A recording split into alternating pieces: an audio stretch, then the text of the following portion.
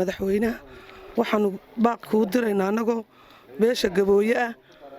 baaq culus baan kuu diraynaa anagoo iska dhibaataysan bulshadaasi baan ku yidhi intaa imise sana way dulman tahay annagu kuma jiro saddexdaa dhadhar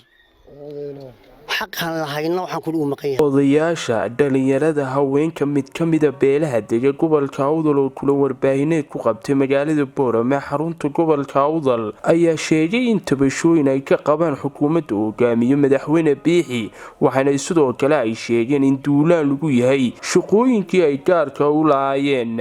sidoo kalena waxay fariin u direen hay'adaha iyo xukuumadda hogaamiye madaxweyne Biixi bulshadaasi baan ku yidhi intaa imise sana way dulman tahay annagu kuma jiro saddexdaa dhadhar xaqan lahayna waxaan ku maqan yahay dadkaasi barakaca ku dhacay waxay ka shaqaysanayeen meherado ra'iiska ayay ka shaqaysanayeen ra'iisyada ay ka shaqaysanayeen Ethiopian baa laga keenay baan ku yidhi Ethiopia laga keenay Ethiopian meheradii ay ka shaqaysanayeen guriinta laga saray Ethiopian baa wada haysta girgiriyo ka shaqaysanayeen ma ku dhintay ku biinayeen akaaku baa la yiraahdaa la keenay kabay ka shaqaysanayeen kaargo baa la garab dhigtay gobolka Awdal jiifo jaqbaati baa ma arkaan raashina yimaada ma helaan saami qaybsigii gobolka Awdal ay ku lahaayeen maadaama gobolka Awdal labada beelood baa uga diga beelaha dulmanayo iyo beelaha gadi buursa saddexda waxaan ku dhadhaara saddexda dhadhaaro isku reer Somaliland iyo jamciyada quramaha ka dhaxaysa iyo hay'adaha caalamka iyo madaxweynaha iyo waxaan ku magarisay wasiirada waxaan sheegaynaa xaqi ay beeshaas lahayd inuu ka maqan yahay u sheegaya madaxweynaha Somaliland gobolka Awdal waanu dulmanahay waxaanu ka dulmanahay haddaanu nahay farsamayaqaan ama kabaantolo ama bir antuno ama ra'iisul wasaaraha intiba waanu ka dulmanahay oo waxaan beesha gabooyaha Tumalada anaasiinta beesha bulshada baana mowqafka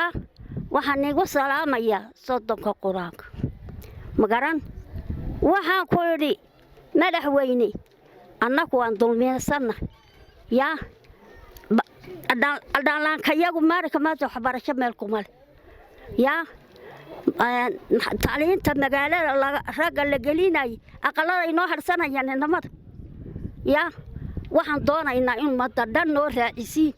oo dhalinyarta noo qortiin oo maamuliinta noogu dartiin magaran waxaan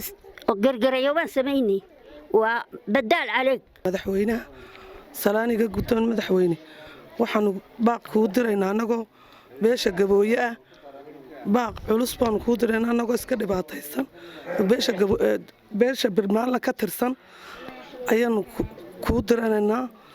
gargarayaal baan wadanka ku qabnay oonu ka shaqaynaynay waxaan ku shaqaysanay wixii midna toona ma haysano madaxweyne waa inaad abaalkaa naga soo guddaa annagu waxaan magaalada ku haynaa ma jirto waxaasan ciishanayna waxaan ku samayna iyo waana laga dulqaaday jikaakayaal baana lagaga dulqaaday waxaan camal haynaa ma jirto waxa gargaraha baan anagu wax camal beelaha dulmanayaasha tabashada ay madaxweynaha iyo baaqa ay u dirayaan waxaan rajaynayaa xukuumadda iyo dawladduba inay sida ugu macquulsan uga soo jawaabto insha Allah taala madaxweynaha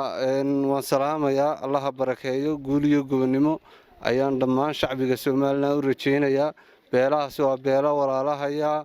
ma haystaan waxyaabaha ay soo sheegeen oo caafimaadku kow ka yahay waxbarashadu laba ka tahay waxaan leenahay haddii aanu nahay beelaha gabooyaha annagu waanu cabanaynaa wadanka gudihiisa uu kama cabanaynee waxa weeyaan waxyaalihii aanu lahaan lahayn hadday maxaan ku dhahday kaba turista tahay hadday timaha tahay haddii maxaan ku dhahday ra'iislayaasha tahay haddii girgirayaasha tahay waa laga barakacay waxa yimiday technology cusub baa imika caalamka soo gashay markaas sida laalijigeed waxaanu rabnaa caalamku inuu hoos noo eego wixii aanu qabanaynay maadaama ka barakacnay caalamku hoos noo eego madaxweynuhu hoos noo eego dadkan dad waxay ahaayeen gacantooda ku nool maanta se waxaan ku jirnaa barabaxaasoo ah mid aan ilaahay mooyaane bilaadan loo ogeyn runtii hadday deeqa tahay